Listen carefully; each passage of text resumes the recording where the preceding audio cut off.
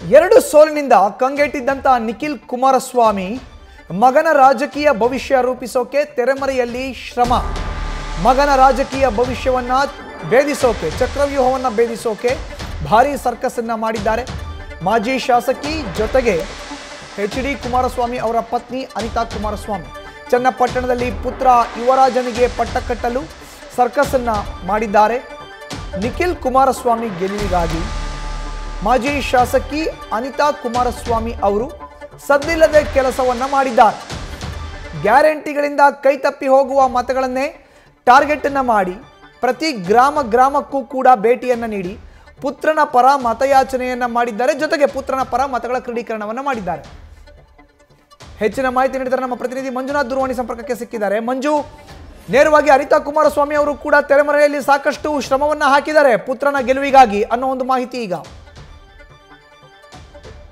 ಏನು 2000 ಚನ್ನಪಟ್ಟಣ ಉಪಚುನಾವಣೆ ಜೆಡಿಎಸ್ ಪಾಲಿಗೆ ಸಾಕಷ್ಟು ನಿರ್ಣಾಯಕ ಆಗಿತ್ತು. ಯಾಕಂದ್ರೆ ಪ್ರಮುಖವಾಗಿ ಇಲ್ಲಿ NDA ಅಭ್ಯರ್ಥಿ ಯಾರಾಗಬೇಕು ಅನ್ನೋದು ಸಾಕಷ್ಟು ಗೊಂದಲ ಇತ್ತು. ಜೊತೆಗೆ ನಿಖಿಲ್ ಕುಮಾರಸ್ವಾಮಿ ಅವ್ರನ್ನ ಅಂತಿಮ ಕ್ಷಣದಲ್ಲಿ ಅಭ್ಯರ್ಥಿ ಮಾಡ್ಲಿಕ್ಕೆ ಜೆಡಿಎಸ್ ನಾಯಕರು ತೀರ್ಮಾನವನ್ನ ತೆಗೆದುಕೊಂಡ್ರು.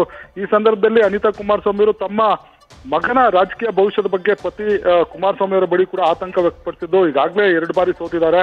ಹಾಗಾಗಿ ಅವರನ್ನು ನಿಖಿಲ್ ಕುಮಾರಸ್ವಾಮಿ ನಿಲ್ಲೋದು ಬೇಡ ಅನ್ನೋ ಒಂದು ಸಲಹೆಯನ್ನ ಕೊಟ್ಟಿದ್ರು ಅನ್ನೋ ಮಾಹಿತಿಗಳು, ಚರ್ಚೆಗಳು ಕೂಡ ನಡೀತಿರುವಂತದ್ದು. ಅಂತ ಸಂದರ್ಭದಲ್ಲಿ ಏನು ದೇವೇಗೌಡರು ಮತ್ತೆ ಕುಮಾರಸ್ವಾಮಿ ಅವರು ತಮ್ಮ ಏನು ನಿಖಿಲ್ ಅವ್ರನ್ನೇ ನಿಲ್ಸೋದಕ್ಕೆ ತೀರ್ಮಾನವನ್ನ ತೆಗೆದುಕೊಳ್ತಾರೆ. ಈ ಸಂದರ್ಭದಲ್ಲಿ ಅನಿತಾ ಕುಮಾರಸ್ವಾಮಿ ಅವರು ತಾನು ಕೂಡ ತಮ್ಮ ಮಗನ ಒಂದು ಗೆಲುವಿಗೆ, ಜೊತೆಗೆ ತಮ್ಮ ಇಂದಿನ 2 ಸೋಲಿನ ಒಂದು ಏನು ಕಹಿ ನೆರಳಿತ್ತು ಅದನ್ನ ತಿರುಗಿಸೋಕೆ ತಾನು ಕೂಡ ಹೆಜ್ಜೆ ಹಾಕ್ತೇನೆ, ನಿಖಿಲ್ ಪರವಾಗಿ ನಾನು ಕೂಡ ನಿಲ್ತೇನೆ ಅನ್ನೋ ಮಾತನ್ನ ಭರವಸೆಯನ್ನ ಕೊಟ್ಟಿದ್ರು. ಹೀಗಾಗಿ ಅನಿತಾ ಕುಮಾರಸ್ವಾಮಿ ಅವರು ಕಳೆದ 15 ದಿನಗಳಿಂದ ಚನ್ನಪಟ್ಟಣ ಆಕಾರದಲ್ಲಿ ಸದ್ದಿಲ್ಲದೆ ಕೆಲಸ ಮಾಡಿರುವಂಥದ್ದು. ಯಾರಿಗೂ ಕೂಡ ತಾವು ಎಲ್ಲಿ ಕ್ಯಾಂಪೇನ್ ಮಾಡ್ತಿದ್ದೇವೆ, ಜೊತೆಗೆ ಎಲ್ಲೆಲ್ಲ ಓಡಾಡ್ತಿದ್ದೇನೆ ಅನ್ನೋದ್ರ ಬಗ್ಗೆ ಸಂಪೂರ್ಣವಾದಂತ ಮಾಹಿತಿಯನ್ನ ಬಹಿರಂಗಪಡಿಸಿದೆ.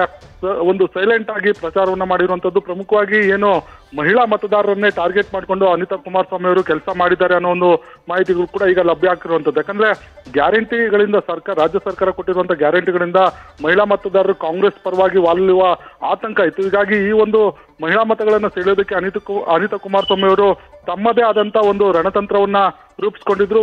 ಪ್ರಮುಖವಾಗಿ ಏನು ಗ್ರಾಮೀಣ ಪ್ರದೇಶದಲ್ಲಿ, ಅದರಲ್ಲೂ ಕೂಡ ಒಂದು ಹಳ್ಳಿಗಳಲ್ಲಿ ಒಂದು ಸ್ತ್ರೀ ಶಕ್ತಿ ಸಂಘಗಳಿರುತ್ತೆ. ಆ ಒಂದು ಸಂಘಗಳ ಸದಸ್ಯರನ್ನ ಭೇಟಿ ಮಾಡಿ ತಮ್ಮ ಪರವಾಗಿ ಕೆಲಸ ಮಾಡ್ಲಿಕ್ಕೆ ಅವರನ್ನ ಮನವೊಲಿಸಿ ಆ ಒಂದು ಮತಗಳನ್ನ ಕ್ರೋಢೀಕರಿಸುವಲ್ಲಿ ಯಶಸ್ವಿ ಆಗಿರುವಂತದ್ದು. ಜೊತೆಗೆ ಚನ್ನಪಟ್ಟಣ ಉಪಚುನಾವಣೆ ಸಂದರ್ಭದಲ್ಲಿ ಮಹಿಳಾ ಮತದಾರರು ಹೆಚ್ಚು ಮತದಾನ ಮಾಡಿರುವ ಹಿನ್ನೆಲೆಯಲ್ಲಿ ಎಲ್ಲೋ ಒಂದ್ ಕಡೆ ಈ ಒಂದು ಮತಗಳು ನಿಖಿಲ್ ಪಾಲಾಗುವ ಸಾಧ್ಯತೆ ಇದೆ ಅನ್ನೋ ಒಂದು ಜೆಡಿಎಸ್ ಪಾಳ್ಯದಲ್ಲಿ ಸಾಕಷ್ಟು ಚರ್ಚೆ ಆಗ್ತಿರುವಂತದ್ದು. ಕೊನೆಗೂ ಏನು ತಮ್ಮ ಪುತ್ರ ನಿಖಿಲ್ ಈ ಬಾರಿ ಗೆಲ್ಲಲೇಬೇಕು ಅನ್ನೋ ನಿಟ್ಟಿನಲ್ಲಿ ಅನಿತಾ ಕುಮಾರಸ್ವಾಮಿ ಅವರು ಕೂಡ ಒಂದು ಸೈಲೆಂಟ್ ಆಗಿ ತಮ್ಮ ಪುತ್ರನ ಪರ ಒಂದು ರಣತಂತ್ರಗಳನ್ನು ರೂಪಿಸಿರುವಂತದ್ದು.